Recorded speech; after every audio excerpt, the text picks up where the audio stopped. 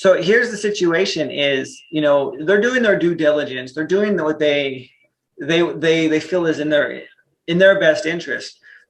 But it comes down to willingness. You know, if there's pain and they have the willingness to have you help them, they may want one or two, and that's fine. But if they're looking for excuses and reasons not to work with you, they're not willing.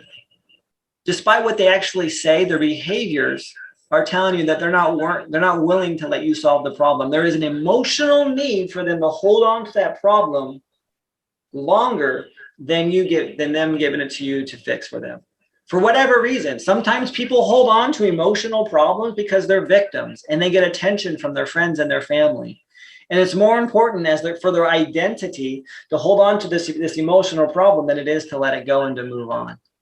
And you have to realize that there are certain people that just emotionally are attached to their baggage. And that's where, you know, the willingness to have them solve their problems comes into play. Because if they're not willing, then yeah, you're going to get frustrated. You're going to get, you know, fatigued, worn out, whatever it may be. That's what happens. So yeah, it's important to pay attention to that as well.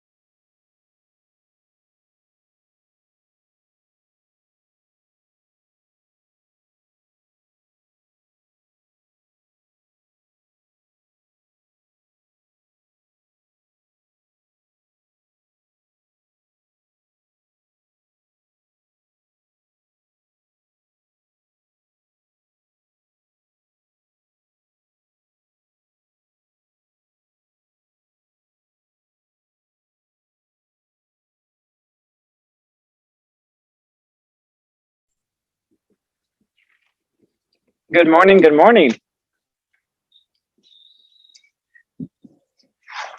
It is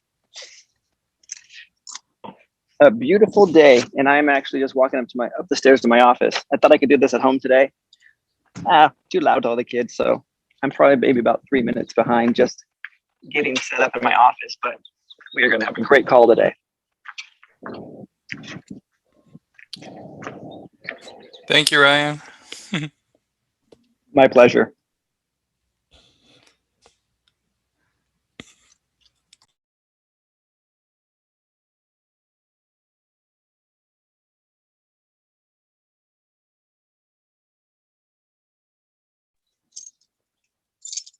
All right, well, we're waiting for this to start.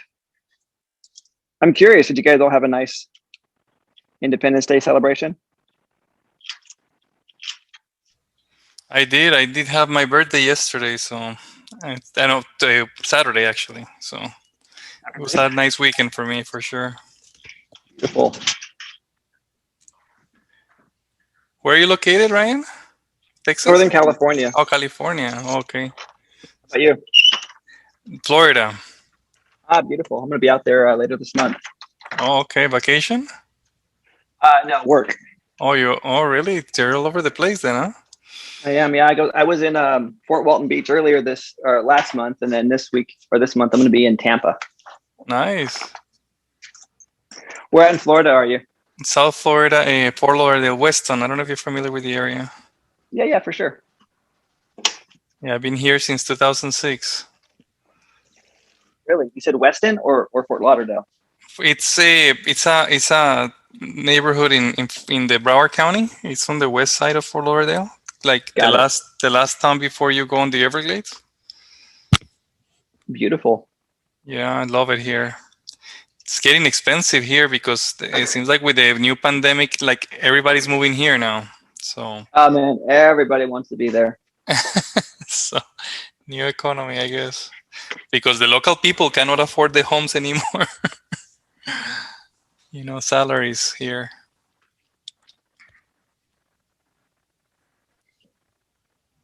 All right, so what I'm doing is I'm going to add myself to this.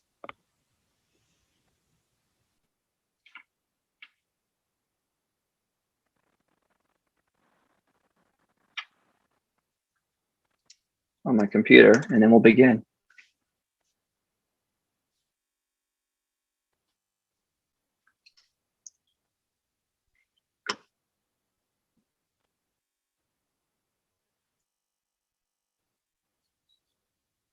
Donna and Jack, can you guys hear me okay?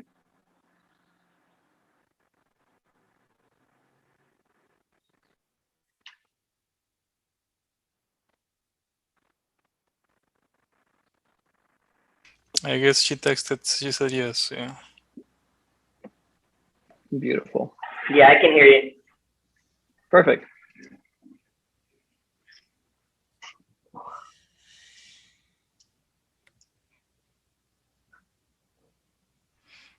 I can see the messages, yes, Donna.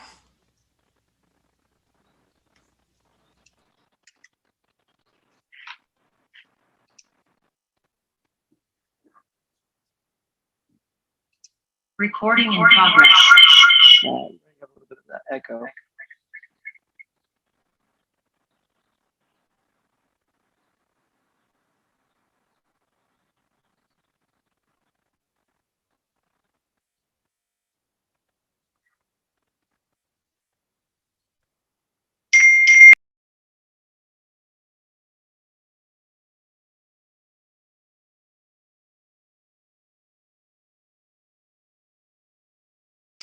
I just found a video on YouTube, Ryan, from August 1st, 2019, and you're wearing the same shirt. I have about I don't know, like 15 of these shirts. Is that your company there, or is it Boots? Oh, okay, Bootstrap is the name of the Bootstrap company? Real Estate Investor. That's right. Got it. And is it just you, or you have like a team? I got a virtual assistant, and then I did have a flipping partner. We were flipping everything together, but now I'm just I'm on my own, growing and expanding. So All right. So let's get this party started, shall we? Sure. Get my iPad here.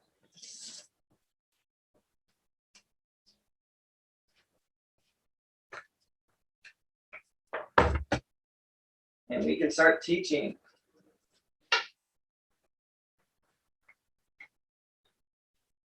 About all this fancy equipment so I could do this. Because there's a lot of echo going on every time. I want to stop the echo. So with that said, we are ready to rock and roll.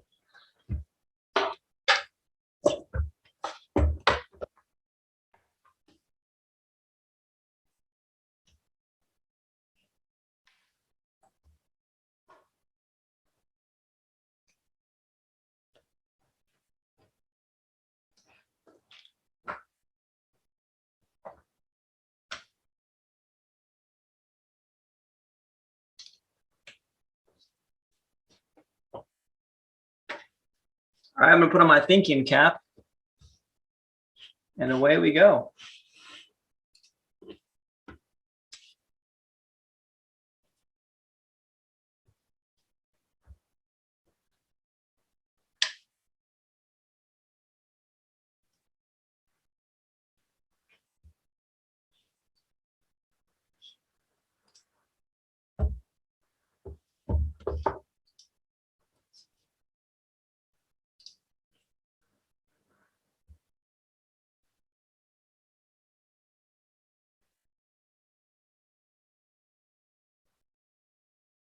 Can you guys see my screen? It says Ryan Nickel has started screen sharing, but I don't see any content yet. So I don't know if maybe you have the wrong screen, maybe? No? Possibly. Yeah, this is, like I said, brand new. You gotta love unprompted. Said, do you trust? Yeah, I trust it.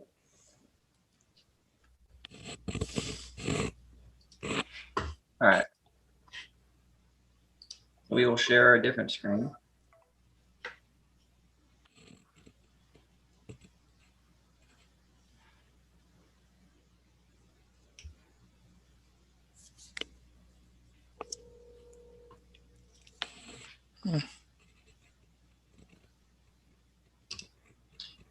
You could do it this way. Never mind. Requires a plug-in. Hola, More. Oh, sorry.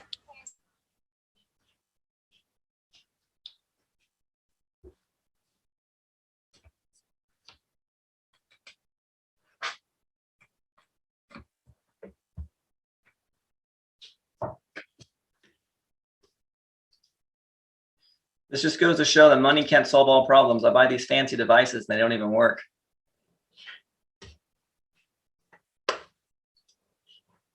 All right, we're just gonna go back to the old way. I'm gonna have to bring my iPad in, and then I'll have to deal with the echo. If you guys hear the echo, I apologize.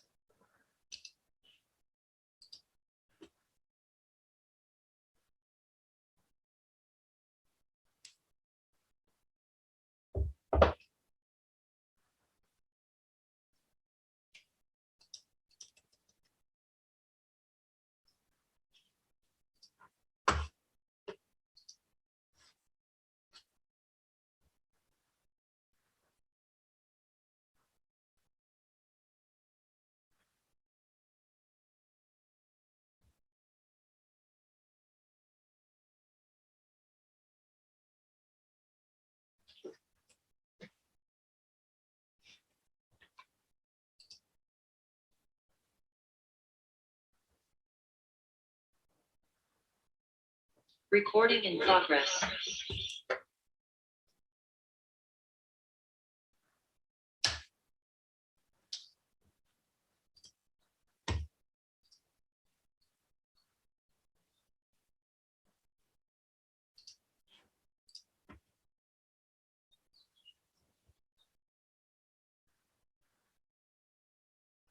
All right, here we go.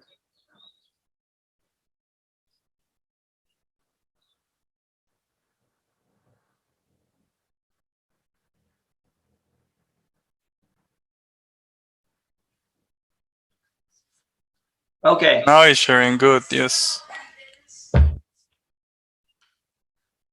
Perfect. All right, so let's make this happen. Is there any kind of echo? You guys are good. Perfect sound. Beautiful. Okay, so deal finder. So we have in the room, we got me, of course, and then Pedro. You said you're in Florida, South Florida, Yes. and then Donna, where are you at?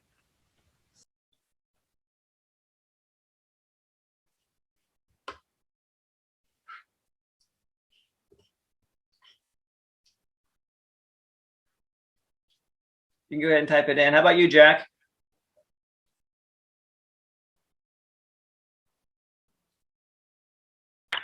I'm here. I'm good. I can hear everything, and I'm good. You in Sacramento? Yes, Sacramento. Sorry. No worries. Donna, are you in Sacramento or are you somewhere else? Roseville. I see it. There we go. Beautiful. All right. So just for like introduction purposes and just making sure that I'm giving the amount of value that's going to help you guys in your businesses. Pedro, where are you at in your investing career? So to be perfectly honest, it is something that I've been following for a while. I know I've been following for a while, but I had a career change about 2 years ago, and so I've been focused on that. But this is something that I kept, interested to do, But again, probably, I'm just kind of like getting started, to be honest. So. Okay, perfect. No problem at all. And we all start somewhere, right? I mean, Yeah. I started with nothing, so. Yeah, but I can tell you that at one point in time, I did try to, call sellers, and I don't know if it was my, my attitude, but I kind of, fell flat, with a lot of no's, and I just gave up, to be honest, for one time. Yeah, But it's. I think you need to have definitely a good attitude to make this happen, because it was challenging for me at the beginning, I guess. For sure, we're definitely going to go over that today.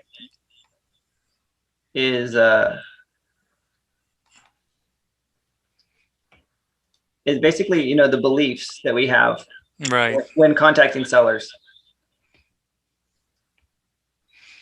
I think that the biggest challenge is that since I was never able to complete one transaction, I just kind of was like, it's like you start doubting yourself, That's kind of like the issue, I guess. So. Yeah, no, for sure. I mean, there's self-doubt, and then there's the process. There's doubt in the process of your approach. Right.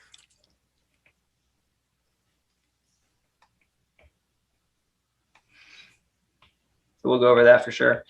Donna, where are you at as far as your investing? What are some challenges that you're running into, or where you at in your career? Oh, there we go. 2006, when I was with San Jose, Shingle Springs, Rockland area. I want to start again. Cool, starting over. So you've had some success, and then you're starting over.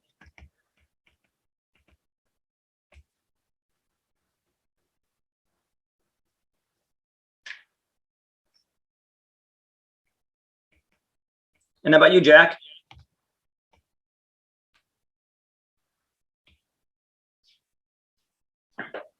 I got one property in, and it's all rented out. I'm working on refining it now, so burning it out. Working on getting all my money back out of that one. Still working on that one you were helping me with,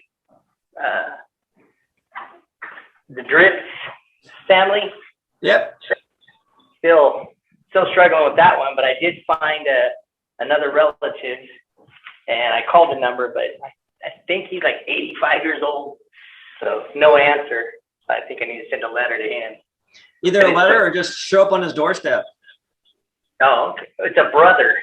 I have to look at the address. I have the address, but I was going to drive by. I think it's either a care home or care facility. Okay. Yeah. You definitely want to take care of that before they expire. Yeah.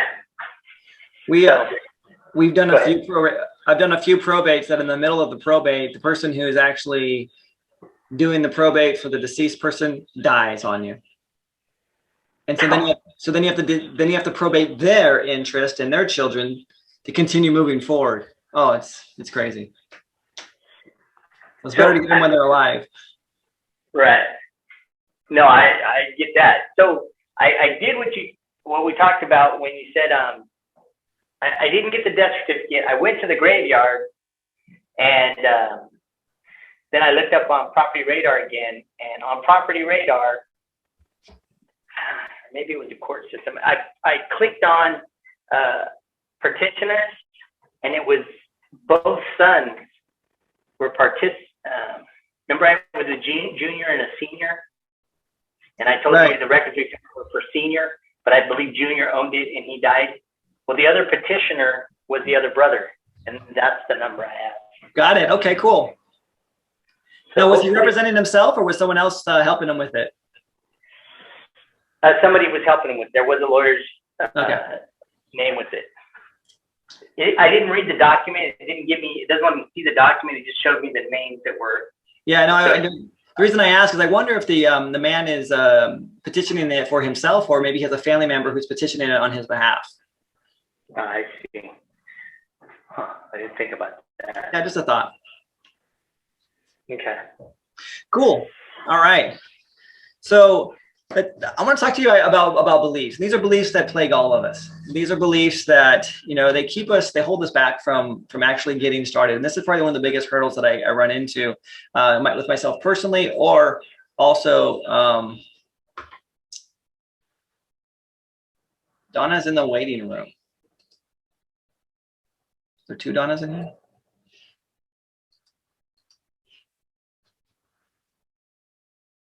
Hang on real quick.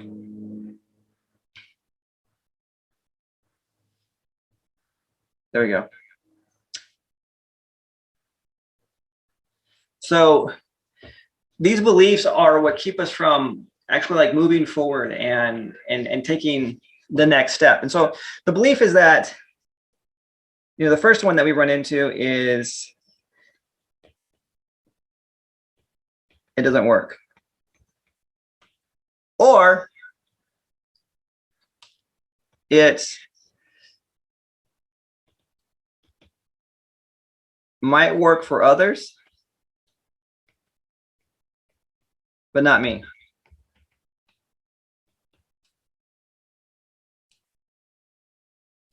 Or I'm not good enough or worthy is sometimes what happens.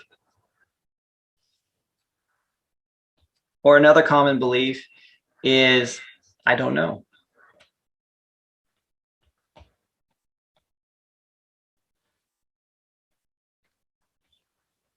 Or I have enough knowledge.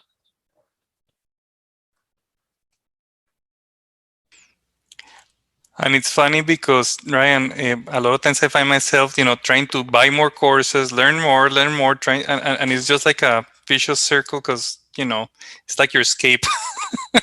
Yeah. And what it is you're putting authority in someone else's, you're trying to relinquish your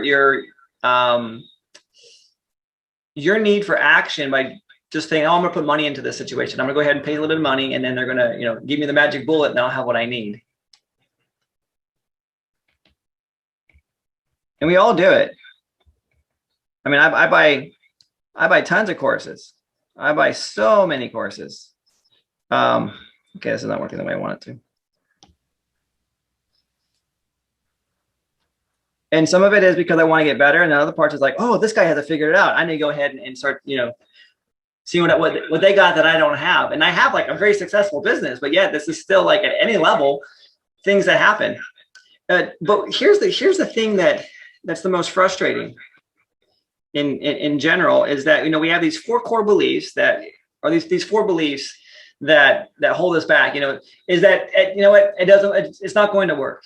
It's not going to happen. And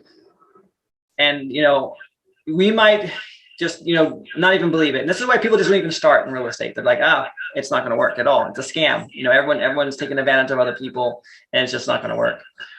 Or they say, oh my gosh, man, that guy over there, he's really doing it well. But I could never do that. I could never be like them. And we start to compare people. And I found myself doing this very, very early on. And it starts to alienate you from other people, especially people that want to help you, that have good intentions. And I started to do this with my first mentor. I started to compare myself, thinking like, oh, I could never be what he has. I can't do what he does, and all of these things. And eventually he just stopped wanting to help me, because the moment that he would try to help, I put this defensive shield up, like, nope, it's not going to work for me. I'm not good enough. It goes back to that. I'm not good enough, or I'm not worthy of the help and the success. Or, I just don't know enough anymore. I have to have more knowledge, more. And this is where a lot of guys, and I guess someone could also probably, lump me into this category, that we're just out there trying to make money, trying to just sell courses and not actually do the work ourselves. There are very few of us that actually are doing the work and doing training, and all the rest of the guys are just making their living off of training. But it's easy to prey upon people that feel that they're insecure or inferior and have this money, or they want to make money, but they don't have the ability and knowledge, and so someone's going to sell it to them. Which, by the way, I'll just throw this out there right now. I'm going to be traveling for the next 3 weeks. I'm not going to be around. So next week I'm going camping, and then for 2 weeks we're taking off on a road trip. We're going to Mount Rushmore and visiting all that whole entire central area there in the, I guess, north central United States. And I have a 3-day course that I did 2018, I think, is when I did it, and it's on YouTube there, and I have a playlist, and it is everything that I teach right there. So all the knowledge is right there. And I think so during the pandemic I opened it up, and then I closed it down, but I'm actually going to open it back up again, because here's what I realized is that the knowledge, at least the knowledge that I've gained, that's free. I'm not going to hold that back and charge people to learn what I learned. But if they wanted to learn how to implement it in the systems and the actual documentation, stuff like that, they can pay for that stuff. But as far as the education goes, there's no reason for me to guard that and hold that back. That should be freely given. And so that's something that, if you haven't already gone through that, I would spend some time doing that. Especially when I'm not going to be available for 3 weeks, because I'm going to be spending time with my family. And this is why I do what I do, is to spend time with my family. But with that said, you go back to these beliefs here. And where is that, Ryan? Sorry, I wasn't sure. You said you have a course? Is that what I heard? I do have a course. Okay. But what it is I have a YouTube channel, Bootstrap REI. Okay. And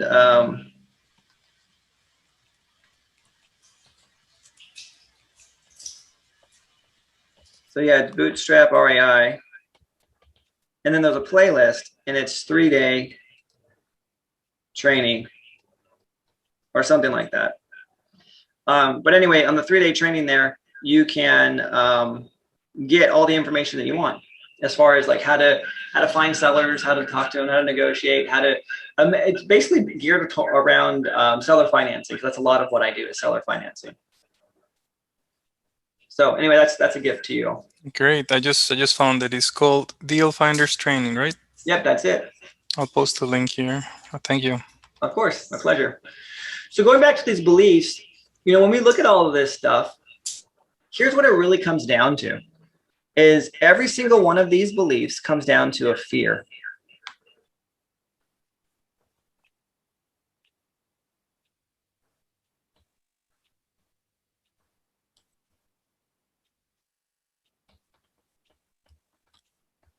It's really what it is. It's a fear. So let's see if you guys can break this down. So what's the fear associated with number 1?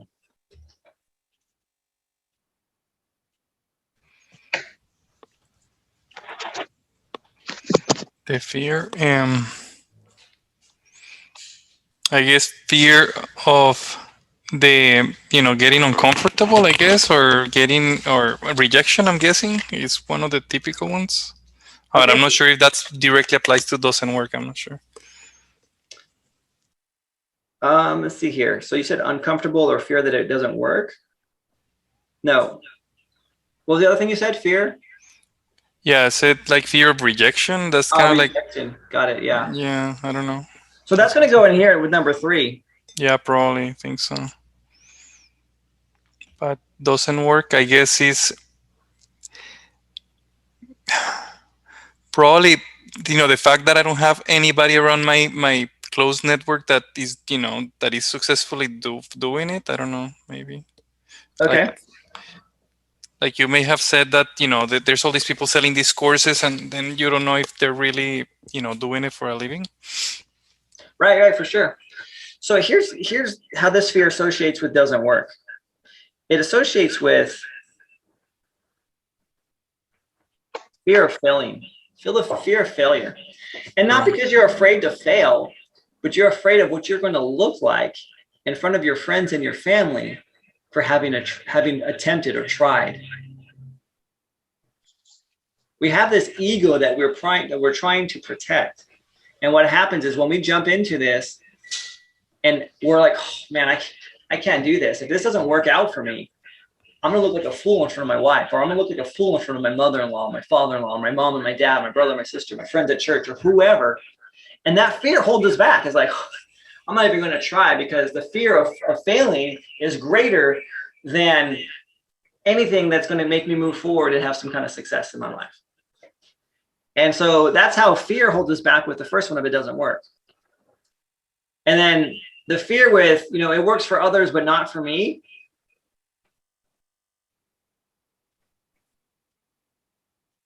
Isn't it all? Can you guys hear me? I can hear you now. Okay, isn't it sort of too? I talk to people about things and they say, well, that's a scam. People are trying to get your money. Like, right. So it doesn't, that's it doesn't work. It's a scam. Yeah. And no one wants to, do that. No one wants to be taken advantage of. I actually recently was taken advantage. I shouldn't say taken advantage of. I did it wholeheartedly. I believed a scammer online. He's like, hey man, because I have some cryptocurrency, and he's like, hey, I do some trading and stuff like that. And I got this account. And what he basically did was he cloned someone else that I know and follow and hit me up on YouTube and then again on WhatsApp. But everything was matching this guy's like profile and everything. I'm like, oh, that's kind of cool. This guy like reached out to me personally and ended up being a scammer. But the reason I got scammed was because I was greedy. This guy was promised me returns that I was like, dude, that's amazing. You can do those kind of returns. And so I gave him several $1,000s thinking that I was going to have like this turnaround of income, like in 15 days. It basically was every $1,000 that I gave him, I'd have 15,000 in return in 15 days. I mean, come on, who's that dumb? Well, I was like, hell yeah, here's $7,000, man. Turn this into, 105,000 for me real quick. And, totally got scammed, but I did that because I was greedy. I was looking for some, basically money for nothing, quick returns with no effort. And that's the opposite side. So, you have fear and greed. These are great motivators, but they also inhibit us as well. And so, greed sometimes can blind us just like fear can. So going back to number two, it might work for others, but not for me is, we don't take action because we're afraid of that we're going to look dumb in front of people, and no one wants to look stupid at all. And yet, when you look at most successful people in their lives, I'm talking about like this ultra successful people, they failed more times than they actually succeeded. They failed more times than they were right. But they don't look at failure as actually failing, other than they look at it as feedback and stepping stones to get to where they wanted to go. But most people look at their disappointments or their setbacks as failures, and then they just quit. And the same thing happens for us in real estate. So for example, Pedro, we get a lot of rejections on the phone with people, a lot of no's, and a lot of like, don't call me, a lot of just, negative information, and negative feedback from people. And part of the reason is that we're not clear on who we're going after and why we're going after them. We're going after them for,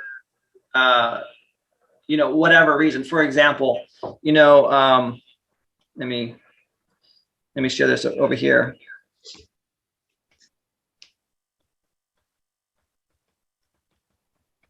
So when we're prospecting, you want to make sure that when you're prospecting that there's some kind of pain that you can solve.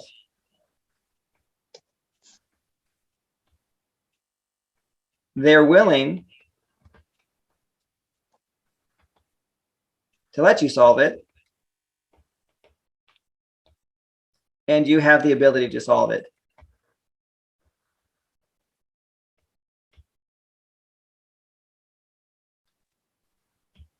If you don't have any of those three, you're just going to end up wasting your time and actually doing a lot of people damage. So, for example, if you don't have pain to solve, you're just randomly calling people out of the phone book, you're a pest. I'm not suggesting that's what you're doing. This is in general. This is what happens, you know. This is the driving for dollars. Like, oh, look at this house, look at that house, look at this house, look at that house. I'm going to go ahead and I'm just going to go ahead and mail them a postcard. Nothing wrong with this situation. I made a lot of money doing this. However, it's not scalable and it's not controllable. You can't control when someone's going to call you back just because you sent them a postcard because their house looked ugly. And if you keep on bombarding this person, now you become a pest. So you don't even know there's a problem or a pain that you can solve. So that's the first one. The second one is, are they willing to let you solve it? So in other words, no manipulation. They need to trust you, right? I guess you need to build that trust that, you know, you have their best interest at hand, right? The kind of... Definitely, yeah. So you're going to build trust just by being authentic with who you are. What I mean by no manipulation is, example, a house has been vacant for, let's say, 15 years. Okay, that might be an exaggeration. Let's say it's just a vacant house. You finally get a hold of the person who owns it, and you're trying to get them to sell it to you. And your way of getting them to sell it to you is to manipulate them. Like, hey, you know what? This is an eyesore in the neighborhood. The neighbors are complaining about your house. Your house looks like garbage. You know, you should feel ashamed for having this property the way that it is. You know, you're trying to shame the person into doing business with you. That's manipulation. Or trying to use fear in a way to manipulate them to actually take action. Like, hey, you know what? You know, your house is an eyesore. It's vacant. There are kids that are coming in the neighborhood. I don't know if you carry insurance on this property or not, but they could be, you know, smoking dope in there. Something happens. They drop their lighter. It catches the house on fire. Now you got this huge lawsuit because someone died in the house. You know, that's manipulation. You're not solving a problem. You're trying to create a problem that you can solve rather than identifying a problem that they already have. You're now trying to go and create something that's not there. Bless you. Thank you. So both of those just, you know, you're going to get burnt out and eventually you're going to be fatigued because you're not doing anything that's emotionally rewarding, that you're helping somebody. And it's easy, very easy to get burnt out that way. And then the last one is, do you have the ability to solve it? You know, what's your skill level? And what happens is, you know, if you identify somebody that has a problem and you're able to realize like, hey, this is something that can be solved, and they want you to solve it. Like, so you identify the problem. They're like, yeah, can you help me with this? But you don't have the skill set. Now what happens is you've identified something, or you've rubbed a little bit of salt on a wound for them. And they're like, can you take care of this for me? But because you don't know how, now you're like, I really don't know what I'm doing here. I'm just getting started. And I really, you know, let me find someone that can help out here. And there's nothing wrong with that. That's how we all start, right? Like, I partnered with people when I first got started. I went out and I found the opportunity, brought it to a partner or a mentor, and then we worked it together. So I didn't leave them hanging. But if I just went out there, found the problem, and like desperately tried to find someone like, hey, who can help me? And I don't have a trust or relationship with that person. Now what happens is if this person comes along and they're not at the same ethical mindset as me, they could do damage to this person that I brought into the equation. And that happened to me one time. So I went out and I found the property. I knew what I wanted to do with it, but I didn't have the funds to make it work. And so I went out and I found an investor. He was out of state. And I thought, because quote unquote, he was an investor and he had the money, that he would be honest and upright and ethical. That wasn't the case. I sold him this property, or I assigned my interest in this property to him. And what he ended up doing was there was a mortgage underneath it. He stopped paying the mortgage completely and jacked these people's credit for about 1.5 years until the bank actually finally foreclosed on the property. All he was interested in was getting a property, not paying a mortgage, putting renters in there, and just cash flowing that as long as he possibly could until the banks took it. So I ended up doing more harm than good because someone had a pain they wanted to have solved. They had a pain. They were willing to have it solved, but I didn't have the resources to solve it myself. So I brought in a partner that was not an ethical partner. And so just keep that in mind when you're prospecting, because if you realize that you can solve someone's pain and they're willing to let you solve it and you have the skill set to solve it, man, that is a perfect combination for making money in this business. If you can do all three of these things, 1 + 2 + 3, those are your paydays. And those paydays reward you, they keep you going and going and going and going. And they're not just financial paydays, you also get emotional paydays too.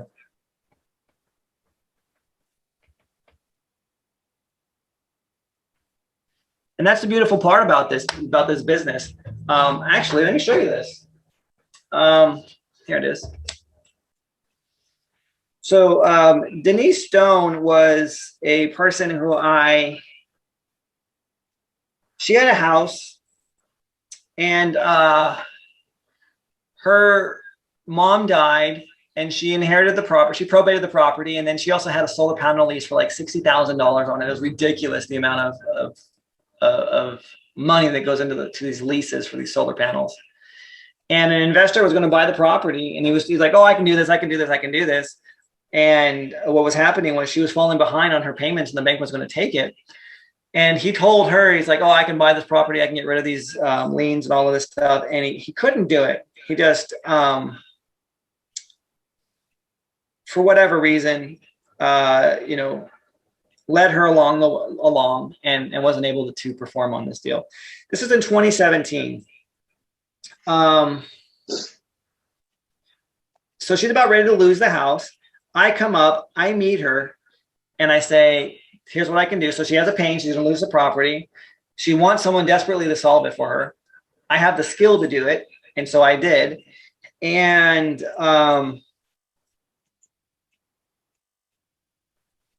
here we are. I said, good morning. I told her everything that I've done. I've paid off a bunch of liens that she had. And this is what she says to me. I don't know if you guys can read it. She says, dang it all went back down. She says, thank you so much for being my guardian angel. That's the one right there. Mm-hmm. This was in, you can see the date here. That's May 2017. You can see that, I don't know. So just last night, I got a text from her. And I got one on New Year's. I got one on Easter. I got one on Valentine's Day. I got one on Christmas. So here we go. Christmas. Merry Christmas to you and your family. Happy New Year. And then Happy Valentine's Day. Happy Easter. And then just last night, Happy 4th. There you go, right there at the bottom. Happy 4th to you and your family. So here we are, 2017, and now here we are in, 2001, or excuse me, 2021. So we're talking 4 years, and every holiday, without fail, she hits me up just to say thank you because of the emotional impact that I had on her 4 years ago. Yeah, I made money, I've moved on, but the emotional paydays that come from this business, in this case, last for a very, very long time. That's why I do what I do. You never realize, who you're actually affecting in such a positive way. So what are you guys hearing from this? What are you guys getting out of this? What are you taking away? Well, that's more than just about the money, right? So it's about people you meet and how you impact lives, and not only you making good money and supporting your family, but you're supporting others' families and relieving their pain. 100%, yes. I mean, in this particular case, she still has a mortgage on the property that I make payments on every single month. So her credit score is also like, whoa, it's flying high. because every month we make those mortgage payments for her. So you took over the payments and did something with the property, and her name is still on it, right? I own the property. Well, actually, my trust owns the property. We own the asset, but the liability is still in her name. Yes. And she's getting credit cards. And that's the thing. It's unfortunate, Ryan, but a lot of people are afraid that you're just that you're not gonna make those payments, right? So I mean, it's really hard to stand out. But that the way you're doing it, I'm sure that you can use her as or you cannot use her, but you can leverage her testimonial to give trust to others, right? Yeah. So what I do in this situation is, if I've only had one person really be like, I don't know, I don't trust you, I don't know you, which is fair. I would be thinking the same exact thing, except for two things here. So the first one is, okay, they don't know me. Fair enough. I don't know anybody. So what I do is I offer them, great, I know you don't know me. I'll be asking the same questions. How many people can I introduce you to that I've done this for over the last several years to satisfy your curiosity of whether or not I'm a man of integrity, that I'm going to do what I say I'm going to do? Do you want 3, 5, 10, 22? Let me know how many you want. And they usually always just like, oh, just like, give me 3 or 4. And I do. And Denise is on that list. Here's Denise Stone. This is her house. This is what we did. And then another person and another person. And I usually end up giving them between like 5, 6, or 7. I usually give them more than what they asked for. And I've only ever had one person ever call them up to verify. But here's the real reason. Here's the real issue behind that. When you have someone who is really in pain, but they're asking you for these recommendations, that might be part of their processing, that they just need to go ahead and process and just make sure that you're not a scam. Do their due diligence. So we lost your sound, Ryan. At least me. Can you hear me, Donna? Hello? Yeah, I can hear you. Can you guys hear Ryan? Yeah, I can hear you. Oh no, it was me. Sorry. No worries. Didn't realize I must have pressed something without realizing. Sorry. So here's the situation: is they're doing their due diligence. They're doing what they feel is in their best interest. But it comes down to willingness. If there's pain and they have the willingness to have you help them, they may want 1 or 2, and that's fine. But if they're looking for excuses and reasons not to work with you, they're not willing. Despite what they actually say, their behaviors are telling you that they're not willing to let you solve the problem. There is an emotional need for them to hold on to that problem longer than them giving it to you to fix for them. For whatever reason, sometimes people hold on to emotional problems because they're victims and they get attention from their friends and their family. And it's more important for their identity to hold on to this emotional problem than it is to let it go and to move on. And you have to realize that there are certain people that just emotionally are attached to their baggage. And that's where, the willingness to have them solve their problems comes into play. Because if they're not willing, then yeah, you're going to get frustrated. You're going to get, fatigued, worn out, whatever it may be. That's what happens. So it's important to pay attention to that as well. All right, going back up here to fear. I don't know, or I don't have enough knowledge.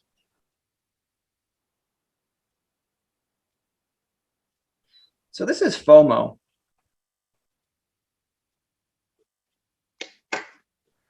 Fear of missing out. This happens to me quite often. I'm like, oh, shiny object thing. But what it really happens though is it's lack of experience. It is what solves this. So the more experience you have,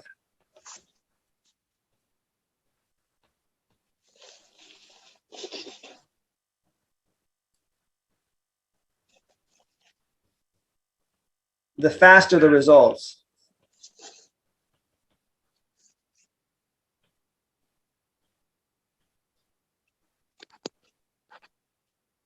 This is probably the most important critical piece in today's training.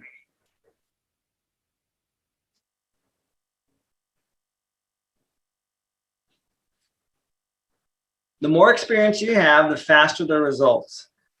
In other words, the faster that you can get out there and create experiences, calling, talking to sellers, knocking on their doors, doing certain things, the faster you're going to see that this stuff works. It's a numbers game.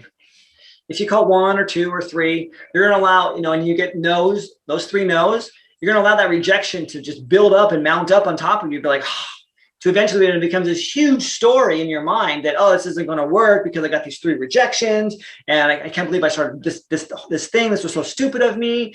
Oh, it was just a waste of my time and my money. Versus, okay, fine, I got 3. Let's keep going. Okay, I got 6. Let's keep going. Okay, I got 9. Okay, let's keep going. Okay, I got 10. All right.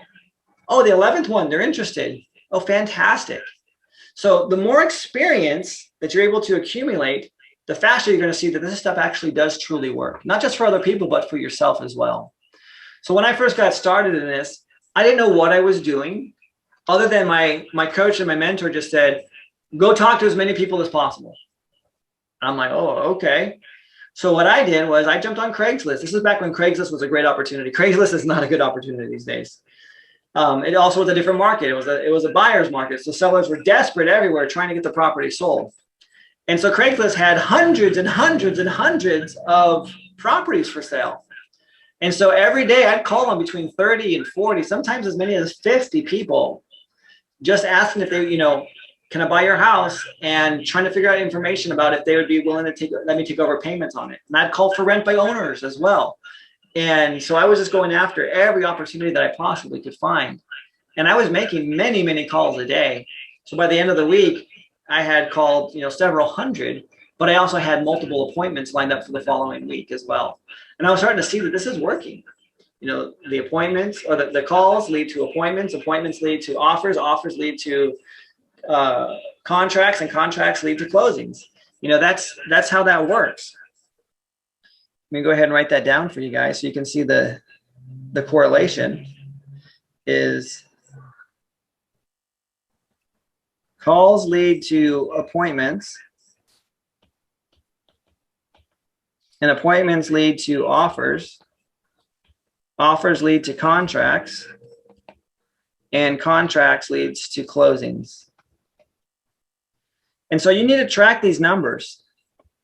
Like what is your call to appointment ratio? What's your appointment to offer ratio? What's your offer to contract ratio? How many contracts to closing ratio? Figure out what those are. And then, every month or every week or however you do it, I track mine monthly. Go back and then look at it and go, okay, where can I improve? What's the opportunity here for me to become better?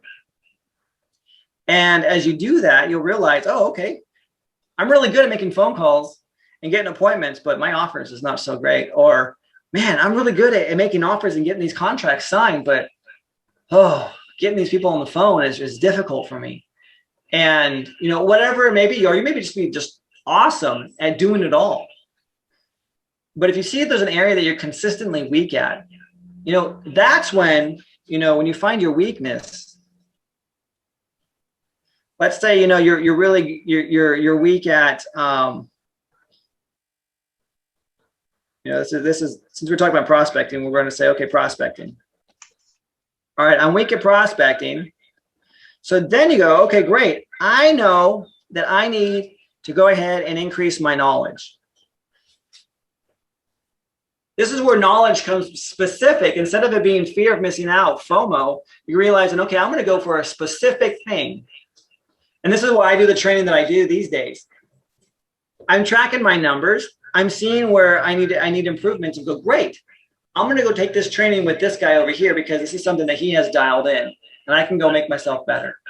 Or if I don't have the training, I can partner with someone in my marketplace who actually has that skill set that I want. And that's what I did for a long time with one of my my partners.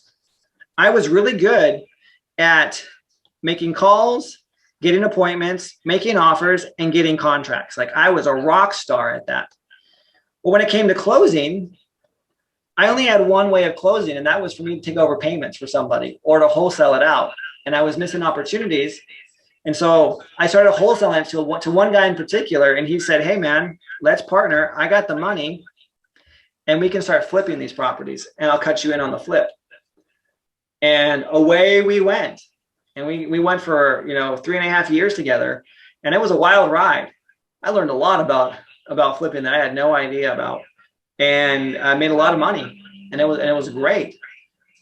And so this is an opportunity where, I learned to partner with someone that had something that I was lacking.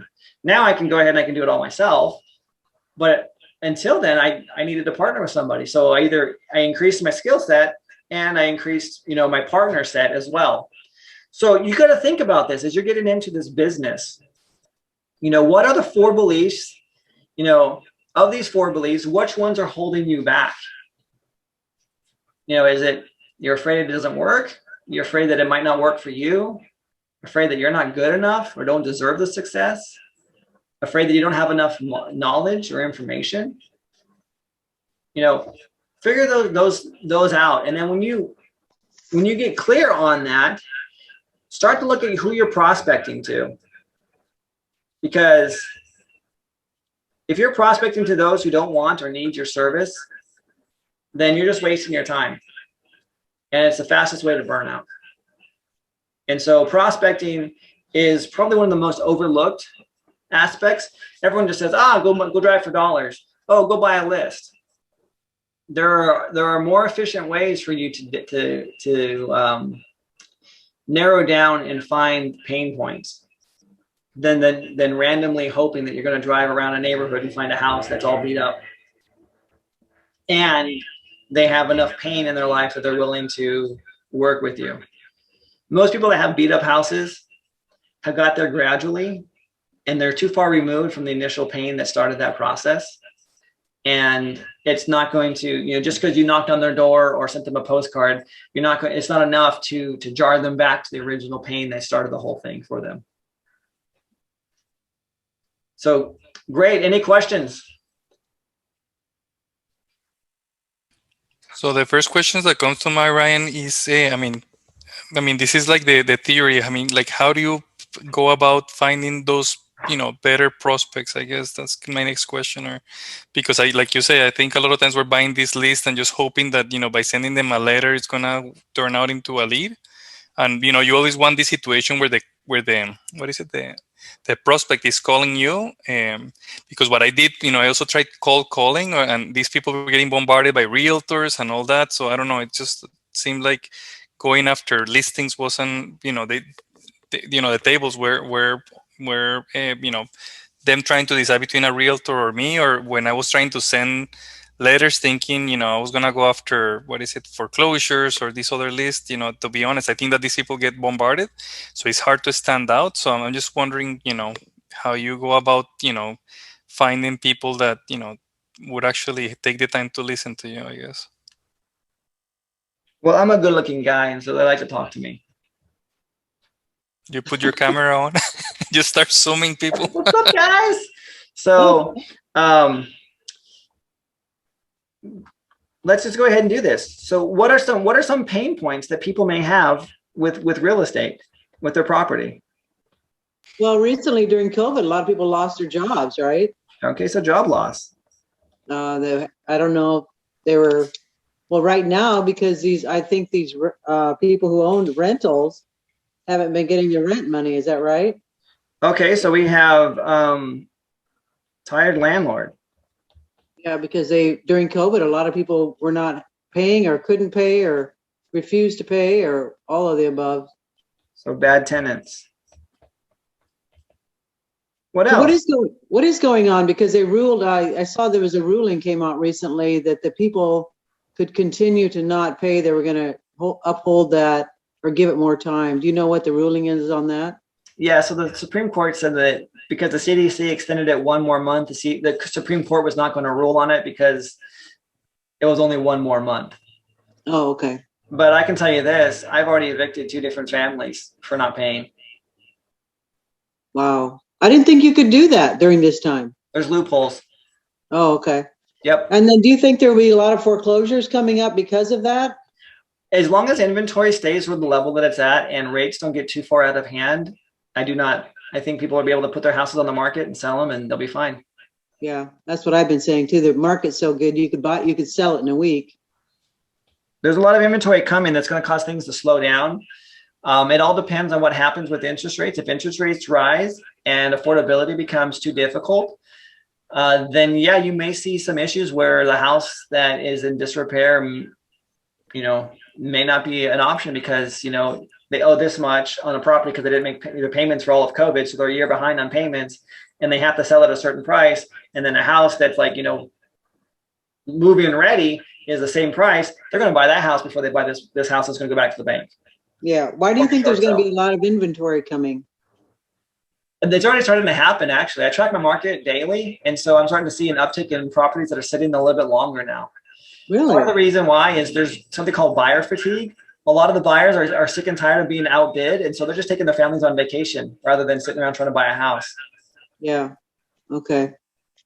And is that in California or all over the US, I track my market in California, but I talk to other people and they're seeing it all over the US. Boise especially. Boise had the huge California influx from California. They're coming over there and they had like 20% appreciation. Well, they also had the biggest jump this last month as far as inventory goes on their in their market, as far as how many houses are now sitting there. They're not going to be like sitting like months and months and months, but there's a lot of houses that just all of a sudden hit. Wow. And summer is a good time for everybody to sell, so everybody puts their house on the market. Yes. Okay, I forgot your question. I think I sidetracked you. Yeah, so pain points. So we talked about job loss, higher landlord, bad tenants. So we were talking also, there's foreclosures, What are the other pain points could they have?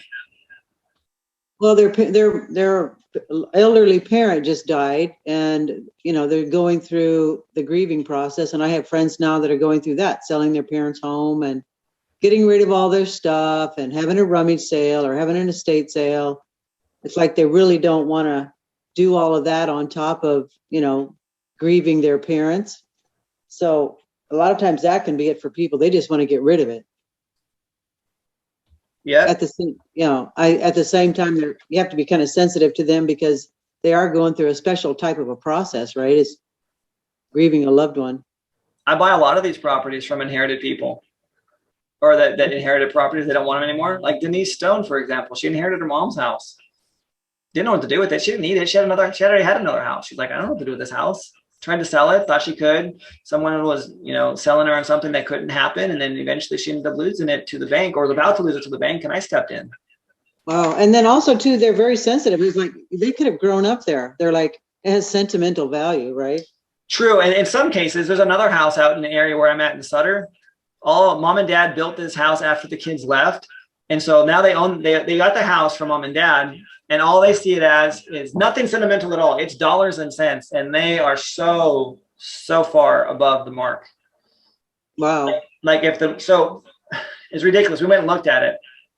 It's a house on several different parcels. Let me show you this. So, and then we'll get back to this. They're asking more than it's really worth. Yes, by a huge margin. So here's the house, lot. Here is a pool, lot. Here is a shed or a garage, lot.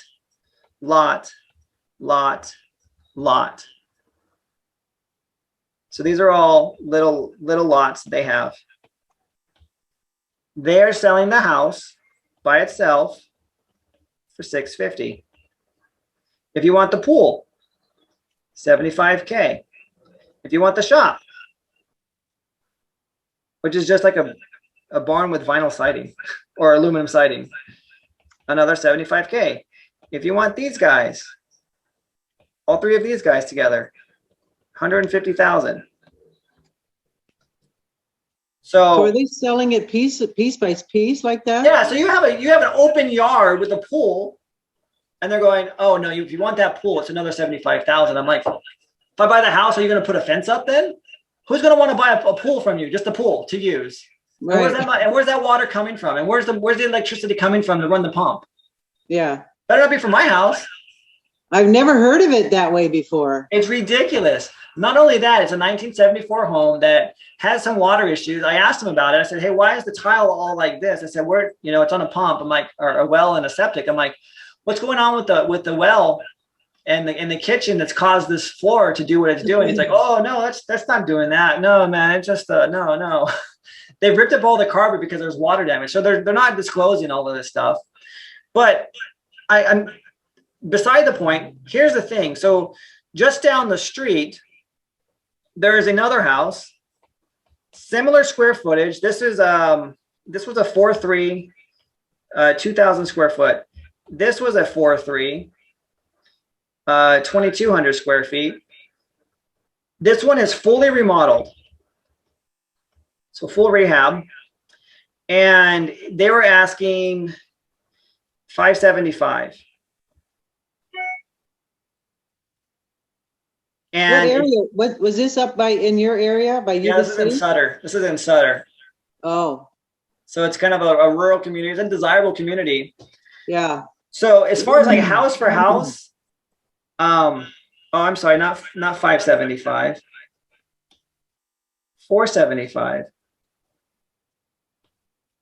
And this one was a little bit above. It's probably about 430 is where it should be at. So these guys asking for 650 are like pie in the sky, $200,000 more, and it needs rehab, like tons of work. And then they want like, oh, this and that. So these are the guys, you can look for it now. It's on Craigslist. They're desperate. They're like trying to get people to like, looking for suckers on Craigslist that want to buy their property. They won't list it with an agent because most agents have told them already, like, no, this is the property. You're not going to get anything for it. But anyway, these people, no problems. They don't have any problems whatsoever. It's mom and dad's house. It's paid for. It can sit until they get what they want. They're not motivated. Not someone that I deal with. This person here, they're a little bit more realistic. They already bought a house and they've already put money down on it. So they don't need the money. They want to sell this one, but they don't really have to right now because they're already moved out and they're using this, I know they haven't moved out yet. They're building a house they're going to move into by the end of this month. They'll be finished. And they would like to take this money from this property here to put into the new house. But that's, that's what happens. So it goes back to pain points here.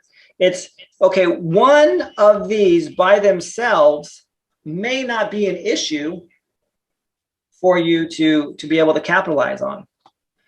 But we'll go code enforcement, back taxes.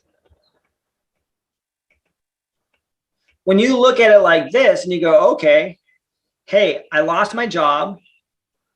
I got code enforcement on me. I'm behind on my taxes. I'm in foreclosure and I'm going through a divorce. When you can like add like, compound 1, 2, 3, 4, 5, when you can do this to answer your question, Pedro, when you can do this, these are the best prospects that you can find because now you have multiple reasons for them to want to do business with you. You come back, okay, what's your pain that can be solved? And are you willing to have me come solve it for you? Okay, I can't give you a job. I can help you with the foreclosure. I can't help you with the divorce. I can help you with the code enforcement. I can help you with the back taxes. I can help you three of the 5 problems. Versus the only thing you have is a job loss. Most of those people are going to hold on to their house thinking that that they're going to work something out. And they might.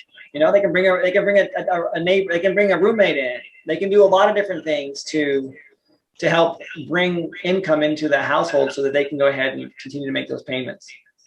But when you have a compounding effect, that's where you find the magic and that's where you find the pain that you're able to solve and their willingness to have you solve it. So I hope that makes sense. Yeah, it does. Makes a lot of sense. So you buy lists for all these different conditions and try to match them somehow? I mean, that seems like Yep. It's not available to, out of the box, is it? So no. And that's the reason why it works so good is because you just can't go and get it. You have to create this. You have to make it happen. So for example, back taxes, you can get it from the county. The county has it. Foreclosures, there are services like, in California, we use Property Radar. In other states, there's PropStream. Code enforcement, you just go to your city or county Property Radar. What was the other one? PropStream. Ryan, do you have like a situation where you don't want to be messing with houses that are like in really bad neighborhoods if they meet those conditions, I guess? I don't know. So I work with investors that do work in those areas because those are usually where the good deals are. And so it just depends on who you're selling it to. So if you don't have the funds to buy it yourself, you want to partner with someone who does. And I have investors that do buy in bad areas because they're looking for long-term tenants, and that's where a lot of long-term tenants are. Okay, so you're not afraid of getting into really tough areas, I guess, Well, think about it this way: the people that own those properties technically don't really live there. Yeah, that's for Most sure. of those are going to be tired landlords, inherited properties, things like that. If they live there, I'm trying to think, man. But you wouldn't necessarily take over payments on those type of properties, right? It would be like a flip, I guess, for you, or like a wholesale deal. No, I've done that. It all depends on the opportunity, what they need and what it needs. If it's a really bad property, like it's not livable, then yeah, I'm gonna have to flip that property because I can't take over payments on something that's not livable. Hey, my sister's getting rid of, they've been investors for years and they have renters up in northern Minnesota.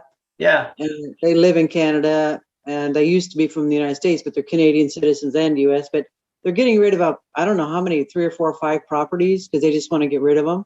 Uh-huh.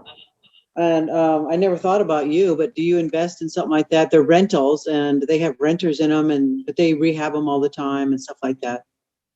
Yeah, it just depends on the price, what they're looking for. Are they looking to get cashed out? Are they looking for cash flow without the management headaches? Like, what do they want? I don't know. I don't know. I could put you in touch with her on Facebook, and then you could ask her all those questions. Yeah, that'd be great. Yeah, because they're kind of stuck in Minnesota. They have a Sun City Phoenix winter home, and then they're going back to Canada. But they got the problems because they can't get back into Canada until they finish all their business in Minnesota. It's right in International Falls, Minnesota. But they've been investors for years, and land up there is a lot cheaper. But right. I can connect you two on Facebook and on Messenger, and you guys can talk. Yeah, Donna, that'd be fantastic. I have investors that do invest in Minnesota. So if I personally am not interested or can't do anything with it, I have investors that can. All right. Beautiful. Well, I hope that answers your question, Pedro. Basically, it's, you got to go find the opportunities. What's the opportunity we can do?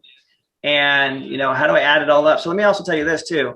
There's a software called REI Sift. REI what? REI Sift. And what it allows you to do is you add your lists. So list 1, list 2, list 3, etc. And what it does is, if you think of like a funnel or like a sifter, you throw all these in there, and then you shake it, and you're waiting for it to come out, and then you're going to have properties that are on all those lists.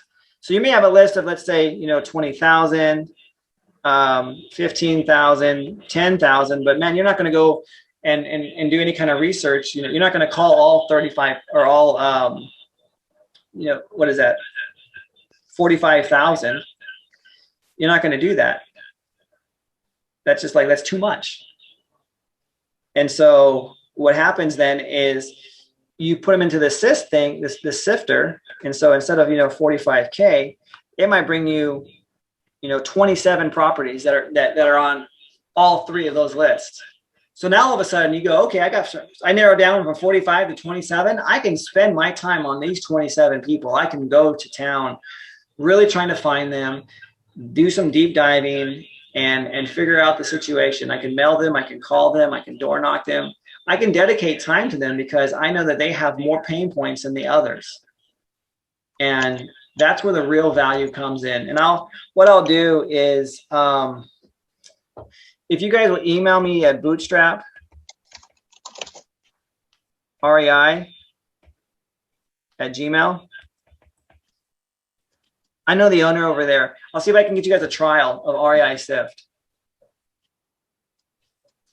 bootstraprei@gmail.com. Yeah, and I'll get you a trial for REI.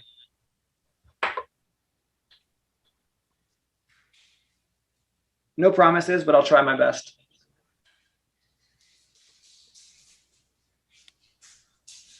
But that's all I do is just straight up do all that. Fantastic. Hey, it's been my pleasure working with you guys today. I got to roll. I got to get ready for another appointment. And any last questions before I do that? No, thank you, Ryan. Appreciate meeting you. I've been following you for a long time. So it's cool to finally meet you. I appreciate that, Paige. Yeah, That's you my too, pleasure. Ryan. Yeah. How can we contact you, through that email or? Yeah, the Bootstrap REI is a perfect email to reach me at. Okay.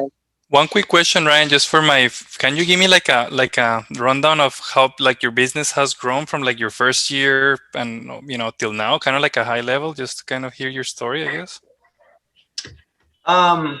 Yeah, so when I started, I was on food stamps. I was broke. I was living in the back of a guy's office in Georgia, where my family was living in South Lake Tahoe. So I went across country and I mentored with this guy, and he showed me basically what I needed to do and like how to do it. And I was like, oh my gosh, this is like amazing. I can do this. And so I started there, and I got my first deal, I think within 3 weeks of working with him. It was for $20,000. Actually, it was for $15,000. She paid me 20, but the other 5 was for like 5 months of advance rent in the property. And so from there, so 3 weeks got my first deal. Then I got another deal, and then it took me about 6 months to get anything else. And then in 6 months, I decided, okay, I'm going to go back home to California. And so I need to get some deals to kind of fund that. So I've got 3 deals in 1 month, went back to California, and then were they all wholesale deals when you got started? I mean, no, these were taken over seller finance. Like I took got it. Okay, so that's been your primary source of technique, I guess. Like, okay. Yep. And then in California, I got my first deal, and then I was just going 1 every 2 months, and then it became 1 every 3 months, and it was like 1 every like month and a half, and it was like once a month, and then I went from like 1 a month to 2 a month, and then from 2 a month to 3 a month. Eventually I built it up to 5 a month, and then I hit enough cash flow money with all the properties that I just stopped. And that was August of 2017. I'm like, oh, I'm good, I don't have to work anymore. So I stopped for about 6 months, got really bored and lazy. And then I realized, crap, I need to, step it up and really, do some more things. At that time, some of my properties started to sell, and I'm like, oh, I need more cash flow. And then I partnered with the guy. We started flipping, and we ran that, and we were doing about 20 a year, projects and flips and stuff like that. And then we recently just broke up. And then this last month of June, I had my first on my own $100,000 month of just pure profit. And my goal now, yeah. And my goal now is I want to have 3 consecutive $100,000 months, because it's easy if you combine all the months together and make the stars align. You're like, oh, I got it, but can you do it consistently? And that's where I'm at right now. It's okay. I need to build the team. I need to build the infrastructure and the systems that allow for that consistency, because I'm a one-man shop. I make money, I go on vacation, come back, make money, go on vacation. I want to be able to make the money, go on vacation, and still make the money. So that's at a very high level. You started buying them in the beginning, and then you would sell or refinance, and then you would just take them over and rent them out and get cash flow? So I took over the payments, and then what I did was I put a family in it that wanted to buy it from me by kind of like a rent to own. So they gave me a down payment, and that funded me, or paid back what was my investment into it, if it took money to get it up to going or behind on payments or whatever. And then I cash flowed every month. Yeah. Nice. Wow. And so Ryan, now are you wholesaling now to do I do some wholesaling, and then I also do some still buying, taking over the payments, still doing that. Okay. Ryan, there was so many people that got burned when the market went down, I believe in 2010, where they were taking over payments and the values of the homes came down. And some people, talk about doing more of, wholesaling lease options, things like that, so to avoid that kind of risk. You never been burned at all? Yeah, I've been burned. I told you about that one guy. By the way, I just dropped the link for REI SIFT if you guys want to use it. Thank you. Yeah, of course. Yeah, that one guy that I told you that he got those, he bought it from me because I didn't have the funds to do it, and the family, he took over the payments, and then he jacked them up, man. He took their credit and all that stuff. There we go.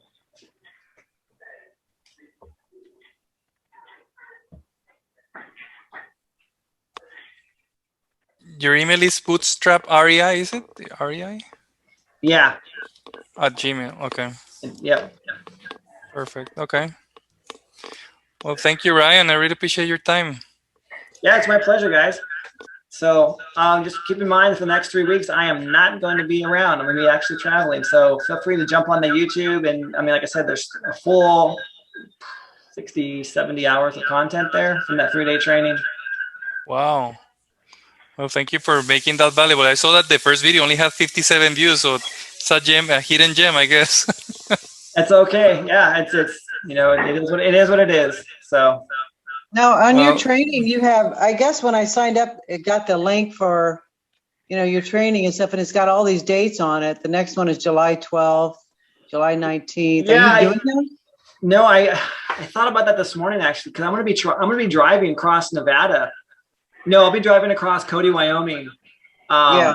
I'll be in the car with my kids, and I have no idea what the reception will be like, and I have no idea what the sound quality will be on the road, and then also with my kids. Right. So when is your next one? It won't be until August 2nd. Okay. So I'm actually going to go in there and change it into Zoom. Okay. And then are you going to resend the email or?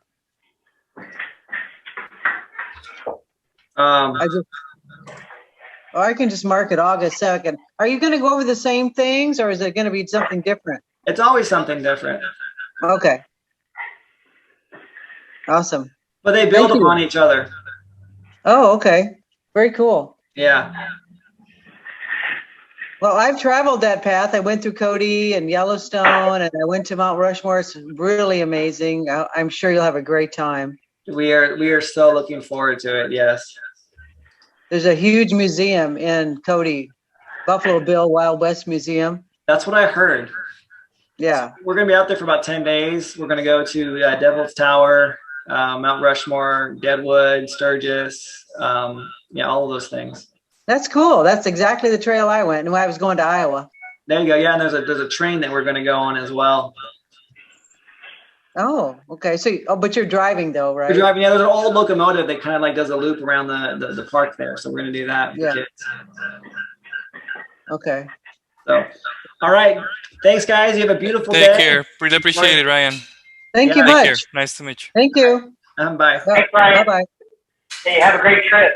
Hey, thanks, Jack. Appreciate you. All right, we appreciate you too. All right. You have a great one. Thanks, Jack. All right, bye-bye.